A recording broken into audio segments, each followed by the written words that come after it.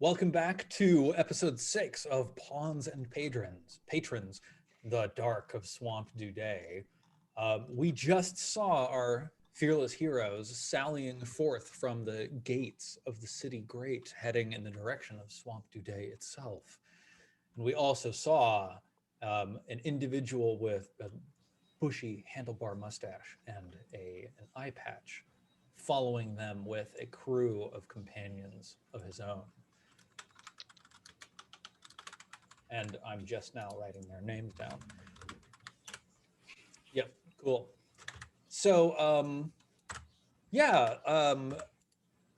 Strej, I remember us talking about that you had found, or that you knew of a village in Swamp Dudet.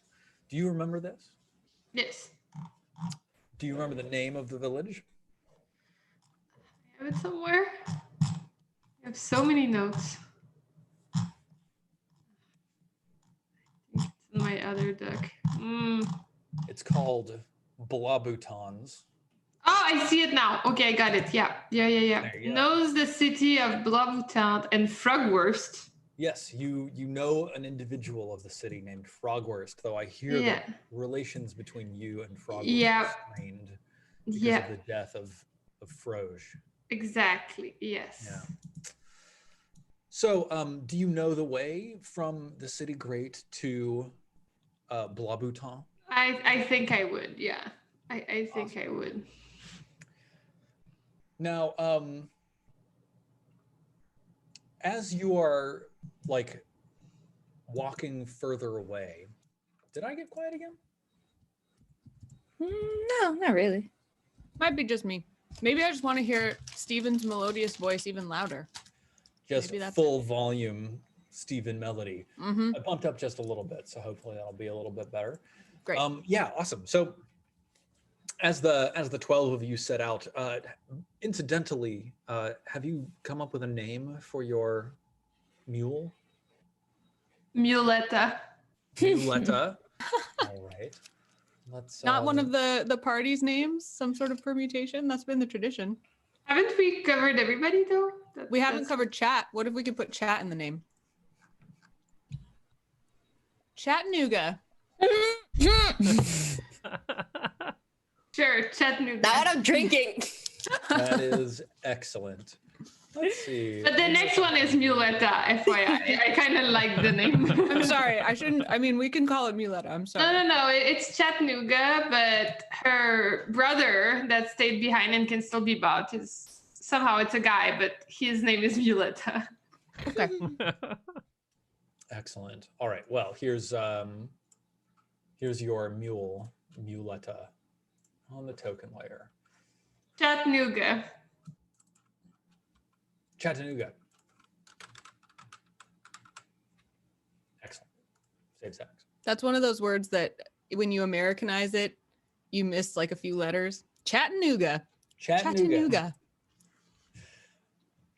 Excellent. So yeah, as you are leaving, and sort of like about the time that the walls of the city are like truly in the distance, still within sight, you haven't like crested any hills that block them or anything like that. You hear like someone call out behind you, "Oi, you lot!" Oi, you person. Yeah, you turn around and there are 2, 4, 6, 7 people standing behind you, led by the man with eye patch and bushy handlebar mustaches. He steps forwards and he says, "You're all very new to the city great, aren't you?" Are they wearing any like patches or uniforms to identify them? Well, one of them is wearing a patch over an eye, but that's the only patch that you see. Oh, okay. Other than that, like all of them are bristling with weaponry. Like they have like clubs and daggers, and one of them's got a scimitar, and one of them's got a short sword, and one of them like has a large scabbard across his back that's empty, and also has like a sling And that one in particular, he looks over at D and he says, hey, boss, she's got me sword. She's got sticker. What? Me? No. Yeah, that's sticker, see? It's right there. I hide the two-handed sword behind my back. No. Finders keepers, that's the law. Well, I just put it down where I was gonna come get it. Boss, they stole me sword. Well, come and get it. The guy with the eye patch Whoa. crosses his arms and says, no, listen here. We don't like thievery around these parts. We don't like thieves in general. I think you'd better give me friend back his sword sticker. And I think you'd better pay for the convenience of us coming all this way to get it back from you in person. Agnes, standing quite comfortably behind her 2 level 0 proteges, goes, on whose authority? Well, on mine. What's his name? Milba Chunda. And then another man steps up behind him and says, yeah, and mine, Deacon Chunda. And together we're, and then they say in unison, they say, the Chunda boys. And like stand back to back and like pose like they've practiced this. Like all the men behind them like just sort of nod and like look to each other like, oh, it's a good one this time. Look, Mibachunba and Debachaba, look, we don't need this. We have a mission, and you're going to be sorry. I do magic. They're going to use the sword on you. It's not a good idea. So just, shoo. You should listen to the drunk lady, Chunderheads. This is not your fight. Heads? Oi, we're the Chunda boys, not the Chunda heads. She was making a joke because it's like Dunderheads. She did Dunder Boys.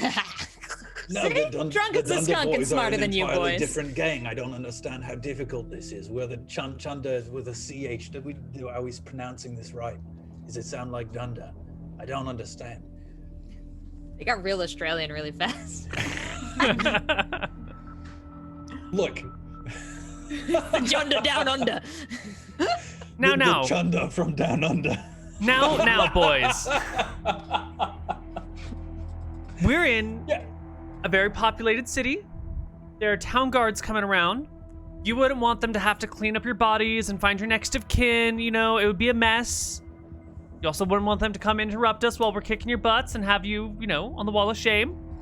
So why don't we just agree that when you set something down, it ceases to be yours when you walk away, and stop your whining and pull yourself up by your britches. Put on your big boy pants. Can you do that? Dunderpants. Your Dunderpants. Agnes is giggling. Deacon says, why, I ought to spread your head wide out. And then Milber says, listen, I think we can take care of this like true gentlemen, gentle ladies, and gentlethems. Why don't each of you pay us 1 coin? Why don't you and suck then my thumb? We'll let you go on your merry way. It's the price of doing business. It's the cost of entry to the city. But we're leaving. It's the cost of exit from the city. Oh, so you're New Jersey.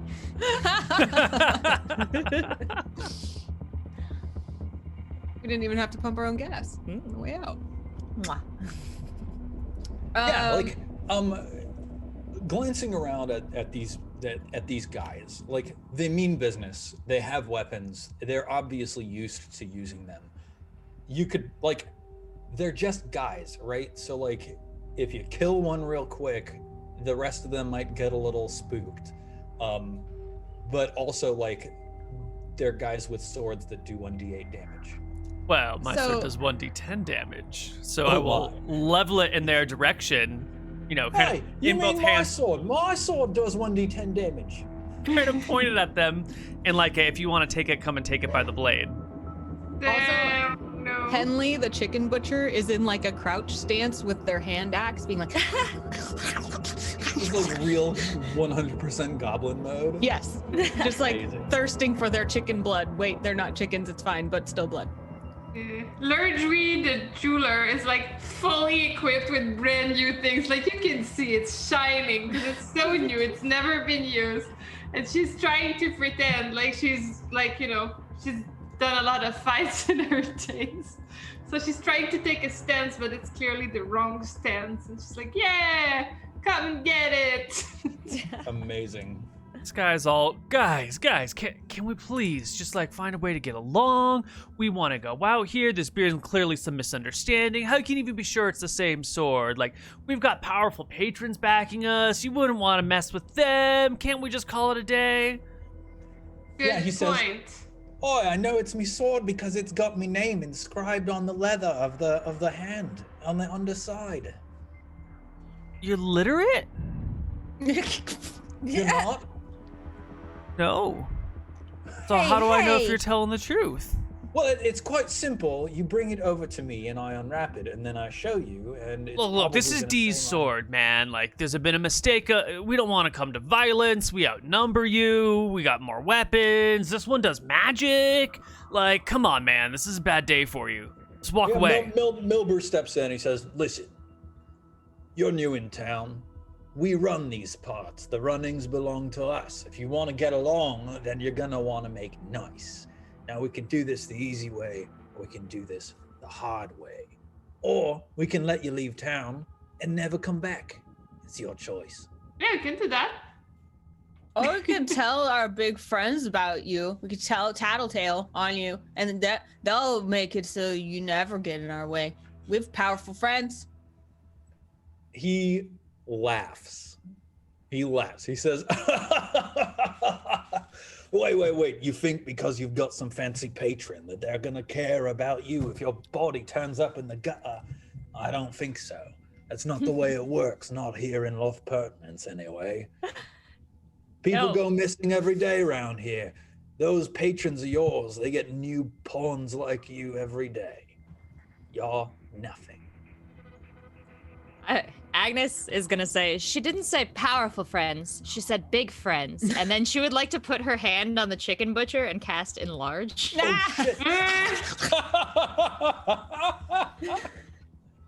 So do you have the spell book open to the right page? I have my spells here, and I definitely have a loud enough for you modifier. Let me open up my spell page. Yeah, I think it's time to end this via magic. Yeah, the tricky thing for every spell is that they all have this massive rolling chart. Mm-hmm. It's great. Is this under crit 1 and fumbles? No, you'll have to look in the hand. Oh, in the right? big book, sorry. Yes. Yep. Going to the big book. Which I Okay, think I I'm should opening the big do, book. and if you need me to send it again, I can do that. That actually would save me some scrolling. Flaming hands, feather fall. I'm typing zeros on chat. Enlarge. There we go.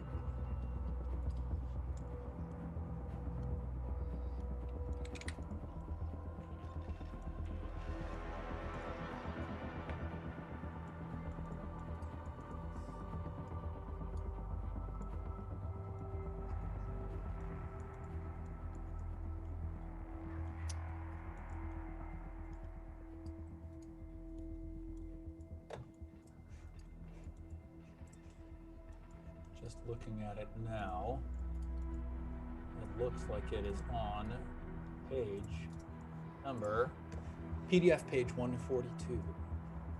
PDF page 142.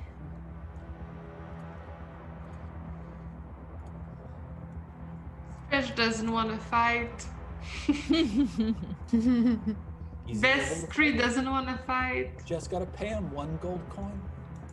No, One's I got don't that even kind of have money. money. Yeah, I mean, you can get 1 copper coin if they want. I got Yeah, that. they only said 1 coin. They didn't say gold. They did say only 1 coin. Anybody got Okay. mud coins? Nah. Well, I mean, yeah, Stretch is like, I mean, I can give them a copper. I can give them a copper coin. I mean, It says Is- a dangerous precedent. President. Dangerous president. Coming in 2022. Do we really need Yeah, to this is me find- being an absolute genius trying to like extract a file somewhere when I know I have this. I'm sorry. Oh, do you want to give me a spell roll? Yeah. I can read it to you. I have it. Oh, that'd be delightful. You guys are so kind. Do you want the description? Yes. By touching a creature or object or targeting themselves, the caster causes the target to grow in size. In this manner, ropes can become longer, doors thicker, tables heavier, swords larger, and so on. Magical objects so increased retain their original magical potency. This is not an object. Blah, blah, blah, blah, blah. Multiple castings of the spell do not stack, but reduce may be used to cancel it. So you roll. We have manifestation, corruption, or misfire. Those don't matter yet. We'll roll for the manifestation when you successfully cast, and if you roll very poorly, we'll roll on a corruption. And then misfire, is what happens if you roll a 1. There's a chance for a misfire. Go ahead and roll by clicking the check box next to enlarge. And what is it that you yell at the top of your lungs when casting this spell, Agnes? I lay hands upon the chicken gremlin and I yell, "Come forth, our chicken lord!" Amazing. And go Then- ahead and click that check. Yeah, so this is Rachel breaking everything today because that check does not work. Is that a 1d10 spell? It's 1d20 plus 2. Ha! It's a 1. No, I just- okay. You wrote 1 do 20 plus 2. Delete the O and try again. I was like, that's bad. So you roll a 12. Well, very well. Plus 2. So yeah, roll 1d4 for the manifestation of this. 3. Oh my god. Oh no. Oh my. So you scream this, and then hundreds of tiny miniature workmen appear and chop apart. What's the chicken person's Henley. name?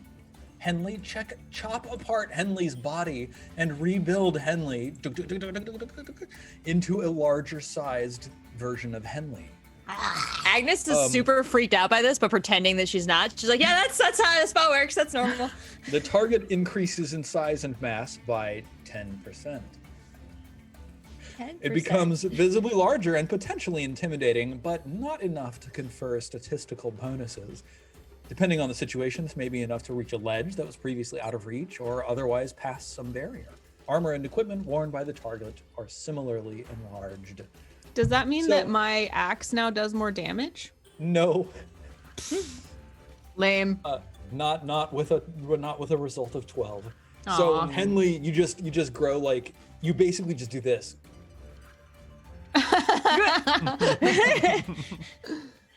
And I think that the Chunder Bros like look at each other and look back to you and they go, "What are you, some kind of wizard's apprentice? Hey, go teach him a lesson." Oh, no. Stop now. We will not be fighting. And then Stretch the Day casts sleep. What? Yeah. Go ahead, click. Oh, God. That was my only idea to avoid this. So I just click it? So on your character sheet, you've got an entry for sleep, and then there's a Yeah. column that says check, and there's a little yeah. box with a number. Click that box. Should work, unless you're Rachel. 18. 18. Damn. All right. And I have a mercurial effect too. There's a rush of wind that has 50% chance of, I don't know, shutting up fire sources. Okay, cool. Mm. Yeah, so when you cast it, there's just this rushing wind that Yeah. whips across the plains. Very cool. Mhm. And please roll 1d4 for what the 18. manifestation is. Oh, uh-huh. It's so cool that they asked for Three. that so that there's like Yeah. a difference in every spell Yeah. cast. Yep, spells are really weird or I love it. dramatically unusual in Dungeon Crawl Classics. It's fantastic. So, soft white clouds engulf the target's heads, and you rolled an 18. Up to 3 targets within range must save or fall asleep for 1d4 hours. Targets can be awakened through normal means. When casting the spell, you must specify an interrupt condition which automatically awakens the target. For example, being kissed by a prince, smelling the fragrance of a rose, or hearing a clock strike midnight. You must possess the material components related to the interrupt conditions. So you could do like being kissed by a frog. I was gonna say that, yeah. It is being kissed by a frog or frog lineage. Fantastic. That is too good. Who is it that you put asleep? The leader. I have 3 people, right? Yeah, yes. The bros and the leader. Okay, so Deacon and Milber. Milber is the leader of the group, and then the individual who's asserting the right to the sword. Is that the right? Yeah. All right, cool.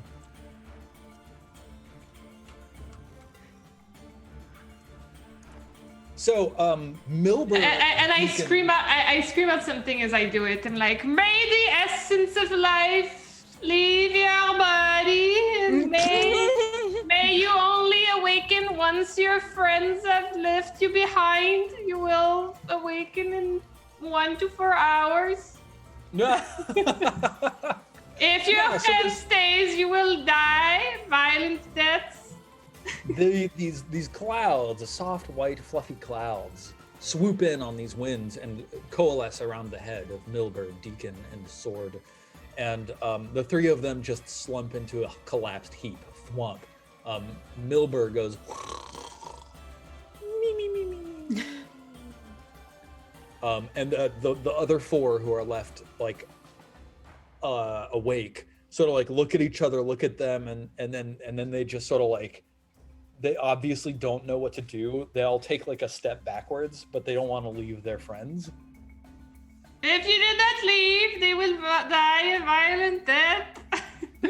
So says the spell of the frog. Dee will step forward with the 2-handed sword and make a menacing backup gesture. One of them in the back with long white hair says, "Whoa, hey, listen, I think the Chunder boys, they've overstepped. Clearly you are welcome to the town, and we are so happy to have good, upstanding, and economy-boosting citizens like yourself in the neighborhood. It's been great to meet you. Really, have a lovely day." Thank you very much. I wish you a good day as well, says Lerdrui, that just bought a lot of things from the town. Indeed, I spent 20 gold pieces today.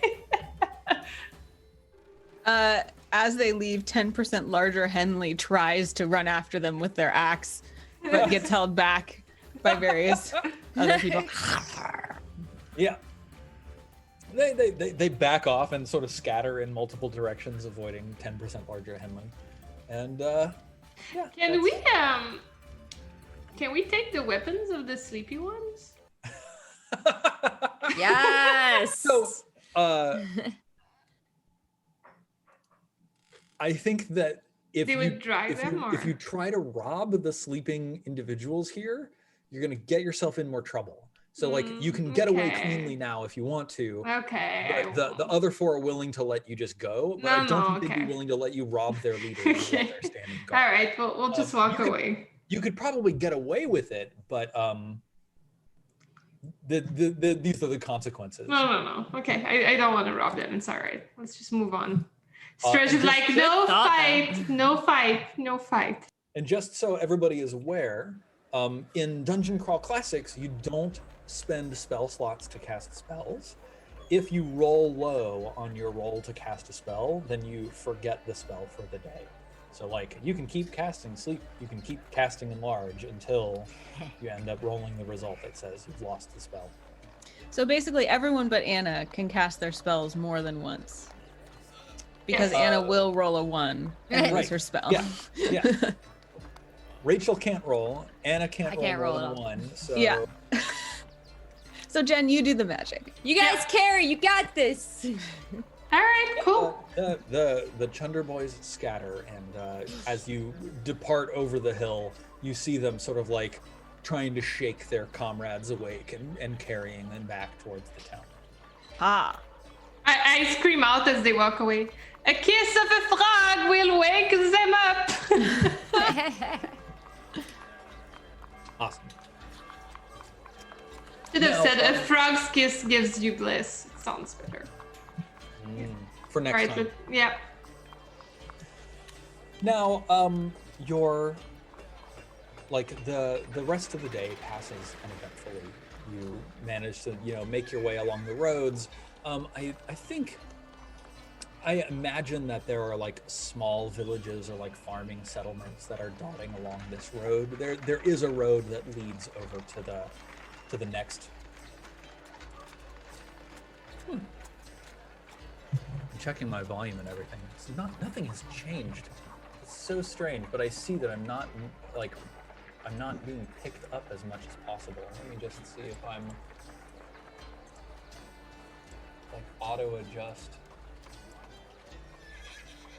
Weird. I guess Henley shrinks back down again because the duration is only 1 turn per caster level. So he's like, "Arr." I think a turn might be 10 minutes. Oh, well then, for 10 minutes, he remained large. Yeah. Henry's Henley's non-binary, so they. Excuse me, they.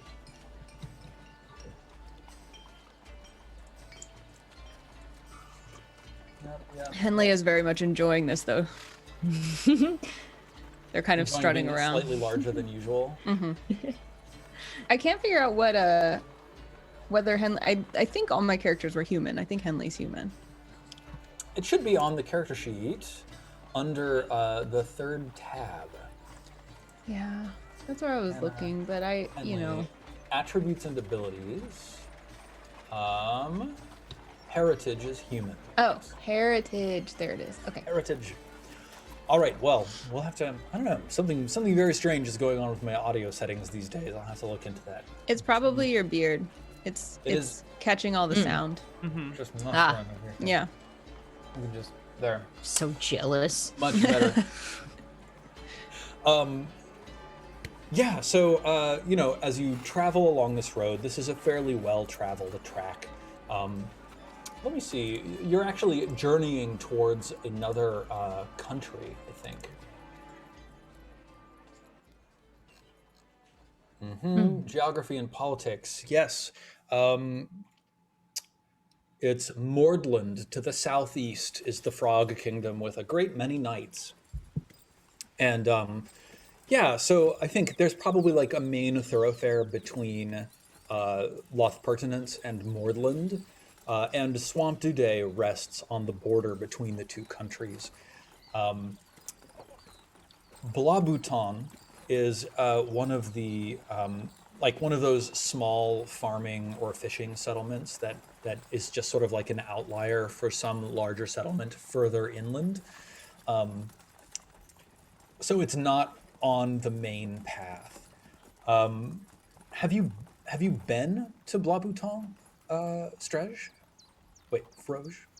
I think so. I think that the frog kingdoms and cousins and lineage tends to visit each other. I actually think that once per year we like to unite at a different swamp or pond and have a swamp barbecue. I don't know, a celebration. We gather a lot of insects. A swamp romp? Yeah, exactly. A swamp romp. Everybody brings insects from their own ponds and swamps and whatever, and then we gather them all up. We mush them all into like this big pile, and then we just let it, kind of stew in this like the celebratory swamp, and then we all eat from the same blob. It's amazing. That sounds great. I love hearing about the frog culture. Yep. Awesome.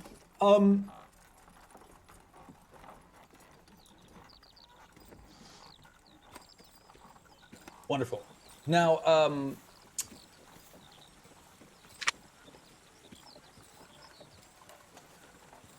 Sorry. I think the challenge here is that because Blabuton is such a small and insignificant, out of the way village, it's like the only village in Swamp Dudet specifically. Like in actuality, the frog kingdom of Mordland, most frogs don't live in swamps. They mostly live in fairly like marshy lands, but not literally in the swamp. Yeah. Like yeah. So swamp is like OG type of. Yeah, it's like a more traditional way of exactly. that Yeah. modern Frosias occasionally tend to reject in favor of modern comforts. And so the problem is that the primary path leading to Blabuton is sometimes quite difficult to see, or has even shifted or been washed away. Oh, and I haven't been there for a long time. Like, since we change spots every year, it's been like, okay. So you're kind of like going by memory, but not super well educated about this. Yeah. That makes sense. Let me look at your character sheet and see if there's something that would make sense to roll to see like how well you find these paths.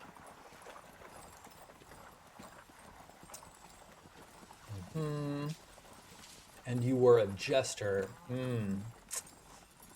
Are you leading the party, Strej? Do you present yourself as like the ultimate authority in how to find this location? Yeah.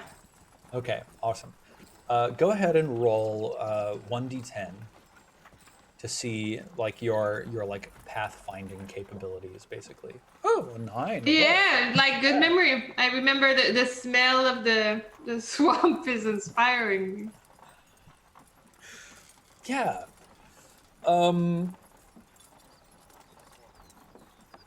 First of all, it's been a full day, so like there are a couple of small like farmlands and one major inn along this road. Did y'all camp outside? Did you try to like beg for barn space from someone? Did you try to purchase lodging at this inn? What's the plan? 12 of us? Yeah. Plus a handful of animals? animals. We really should have thought to bring like camp supplies, like tents and stuff. Well, look how fancy you are being able to afford camp supplies like tents and stuff. Yeah. How does one have the money to purchase camp supplies? I'm just saying, if our patrons we would have asked them, they probably would have given us some. Yeah, that's smart, actually. Yeah, that might have worked out. Yeah. Well, like, this inn is probably pretty chill. If they got a barn, we got animals, like, I'm sure we can work something out. I can talk to the proprietor, like, totally get us all set up. You know? I like animals. You could always work for our room and board. Take on a second job? You could wash some dishes or brush some horses, and we could all rest here. You meant like put on an apron, work here for a week. I get, but no, what you're saying makes a lot of sense. Yeah. You're trying to get in good with like this inn? Yeah, maybe the inn will like, they got a barn for the animals, right? Can we like crash at their barn? Snuggle under some hay? Yeah, I'll talk to the proprietor. Yeah, the proprietor, a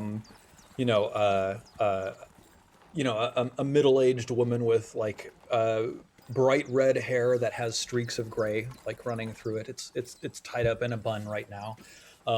She has like fairly well-built arms. It's obvious that she does a lot of physical labor around the inn and like, probably lots of manipulating of heavy casks of ale and joints of meat and stuff like that.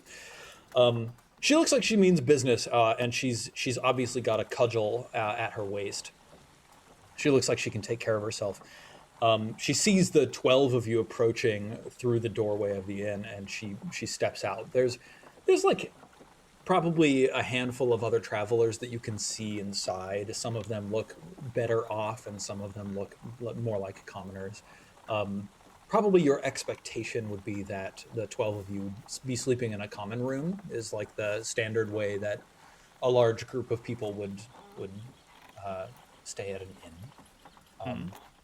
Yeah, and she nods in your direction, and she says, "You just like ask for lodging." Is that the hey, redheaded Hercules, how you doing? Me and my buddies were all traveling down the road, saw your excellent inn and barn, and we were hoping that maybe we could wash some dishes or something, get your permission to spend a night in the barn. I know we look like a menacing traveling group, but I promise we're just like on the road, point A to point B. You're in the middle, point A and a half, so like, what could we do for you, my red and gray-haired beautiful lady, that would allow us to hang in your barn for the night and like cause no trouble, but like stay out of the rain and bad weather? First of all, the name's Hiscules, not Hercules. Thank you. Second of all, this is a reputable business, and I have a reputation to maintain. So, you're gonna have to pay, because that's the way it works. I can't just let you stay for free. Fortunately, it's a very reasonable price. I need a silver coin for each of you. That's like totally understandable and 100% reasonable. And if we could pay those prices, you just know we would do it in a heartbeat. But like, just went to town and the nobles like took all of our money and then like turned us around and like sent us off on some ridiculous mission to go get some stuff from a swamp. And like, when we come back, we're actually gonna have a bunch of money. And just between you and me, like, we don't really care about giving it to the... I look around, make sure there's no one else nearby. We don't really care about paying the nobles what they need. So we'd be happy to, like, on our way back, stop and give you, like, 2 silver a person. If you're willing to, like, make an upfront business investment into our adventure. She says, let me get this straight. You're running from the city because you run afoul of some nobles who you probably owe more money to than you're trying to scam. Whoa! And you're aiming for getting free room and board, probably some free food and ale and meal.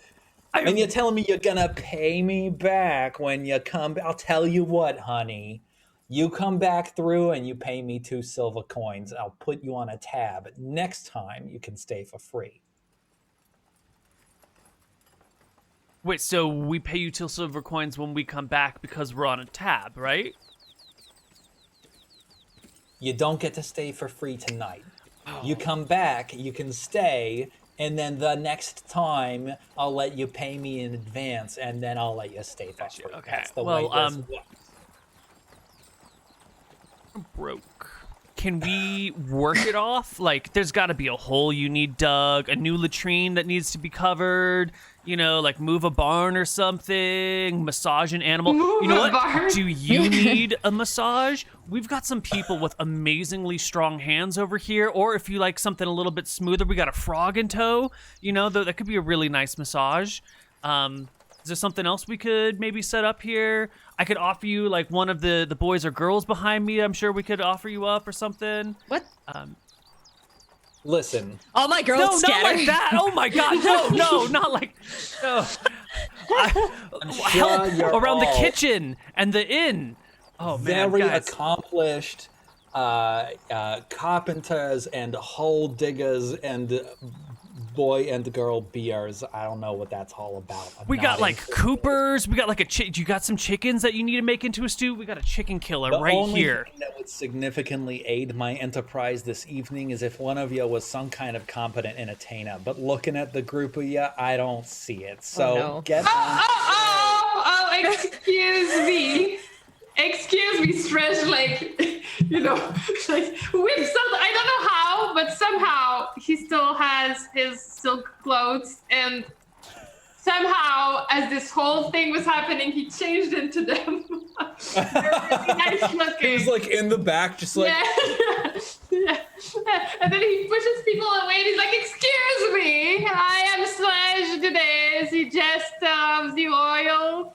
Frog family. There's no royal frog family, but people don't know that. The great jester of the whispering cow. I come bearing many songs. She says, "Oh my, well, that certainly changes things. You said you are Strej Dudet. Yes, indeed. In flesh and... Of the royal Dudets. Yes. Wow, that sure is fancy. Not just a jester, but a noble too. I like, perk up my...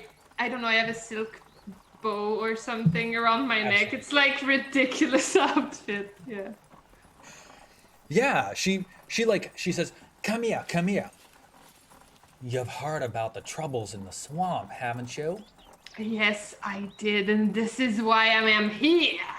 Oh my God, you're gonna take care of all of those leeches? Well, good for you. It's been a while since the king sent his men to the swamp. I'm glad someone's taken an interest, even if it had to be someone from the city. Now, you said you're a jester too. Well, I'll tell you what, you get that group in there clapping and I'll let you and your friends stay. You can stay in a room. The rest of them are sleeping in the commons. That sounds wonderful and very, very normal. Well, all right, come on in then. Let's get you settled. What do you need? A stool or something?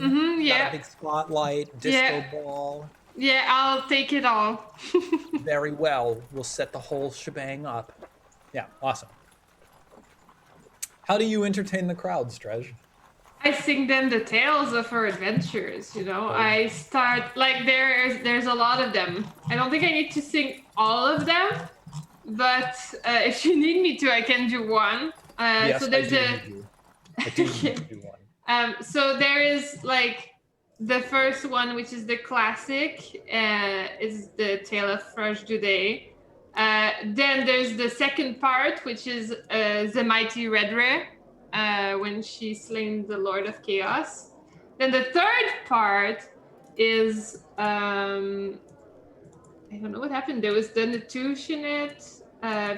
It's the second time we saw Fresh. Yes, the Vine version of Fresh Dudet was the third song. Yes. Yep, and I actually have a new one, but I can't sing it because Anwar promised that it's only for Anwar. Yeah. Which song do you want me to sing? Did we hear the Vine song of Vine Froge? I don't know. So let's do that one then, in case people don't remember. All right.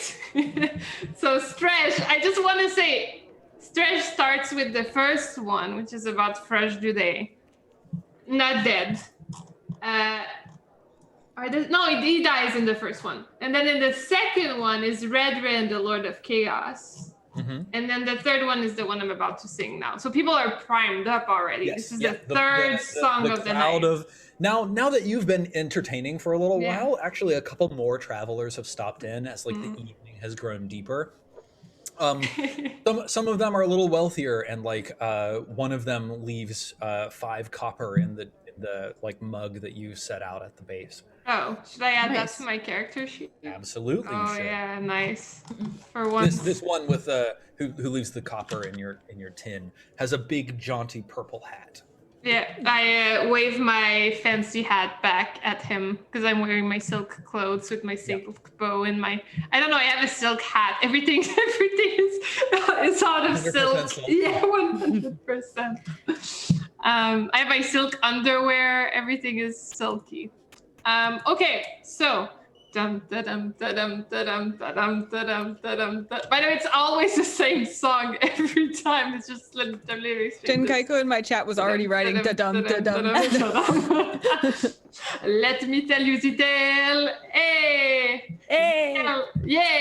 The tale. You know it! Yeah, it's the third one. The tale in great detail. The tale of the frosh. Hey! The tale of the Vine version of Frosh Dudet. Frosh blinks terrorless Strej in his eyes. That's me. Beware, the Natouches, the wise. No shame, backstabbed to Froge's surprise. Beware, beware the Froge's demise. I just told you detail. Detail in great detail. Detail of the Froge. The tale of the twice dead Froge Dudet. And then I have a little tear. Twice dead. There's not a dry eye in the house. Aw. Like, men are weeping, women are gnashing their teeth. There's like flowers that get thrown at you. The disco ball is sending sparkles all around the room. The night draws very late. Oh, wait, when Froge was singing the final one, after Evelyn noticed that people were putting money in, she comes around with a cup, her and Fiona, like collecting donations as if they were for Froge. Okay, awesome. Froge, like, you're a performer. This is a performance. We should have you roll, just like roll 1d20, and let's see how well you do.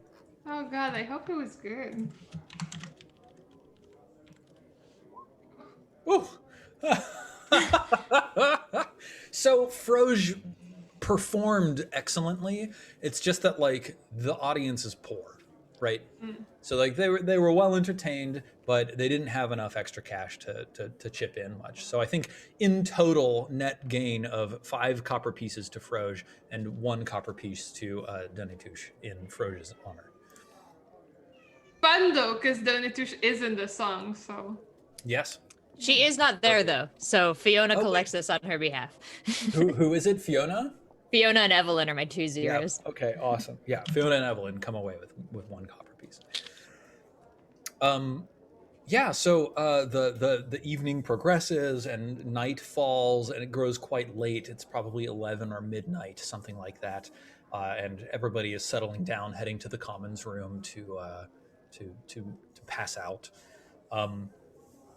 Hiscules comes over and leads Froge to his room and says, well, that was some really lovely singing. You've got a nice pair of pipes, you know. I just know that nobility shines through in your voice. And she says, it's real good to have you here. I hope you have a wonderful night. And then she... Thank you so much, my dear. I will remember you, and this inn might be featured in one of my upcoming albums. So, you know, follow the Froge. Oh my! Yeah, she. What's the name of the inn? I'm gonna.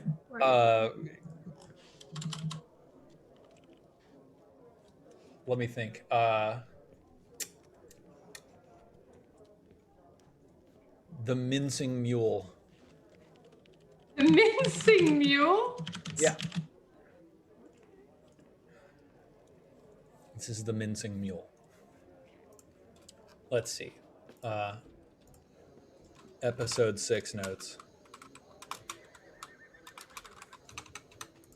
Yeah. Stop at the Mincing Mule, run by Hiscules. Strej sings for their lodging. Fantastic. Yeah, you all turn in and start drifting off to sleep. And Strej, as you are like drifting off to sleep on this like awkward, lumpy, straw-stuffed mattress, it's definitely better than sleeping outside in the cold and on the ground, but it's not much better. You hear like a banging on the door downstairs, and you hear someone shout, "Open up! Open up in the name of Snish!" Bang, bang, bang, bang, bang. Does any of us know who Snish is? You hear Hiscules say, "All right, I'm coming," and then you hear sort of like catch snippets of a conversation where, you ascertain that these men are working for Justikar Snish, and those of you who are from Oakwell Hamlet, remember that Justikar Snish was the lord to whom you previously owed fealty as citizens of Oakwell. And you hear like, you know, you just catch a snippet of conversation. You know, his Gillies says, "Oh my, well, what brings the Lord's men to my inn?" And they say, "We need rooms. We need rooms, woman." And she says, "Well, I don't have any rooms available, but you can stay in the common." And they grumble and finally say, "Oh, all right." And you hear them like clomping and settle down. And then, as everything starts quieting down again, you hear someone in the common room start singing the tale of the vine-touched Froge. And like a couple of other people join in.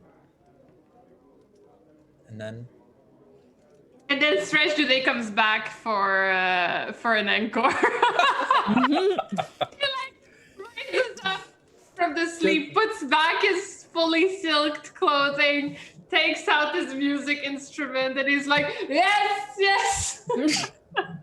Like full. You go running back downstairs to sing for everybody? Yeah. Amazing. We'll find out what the consequences of that are when we come back from our second break.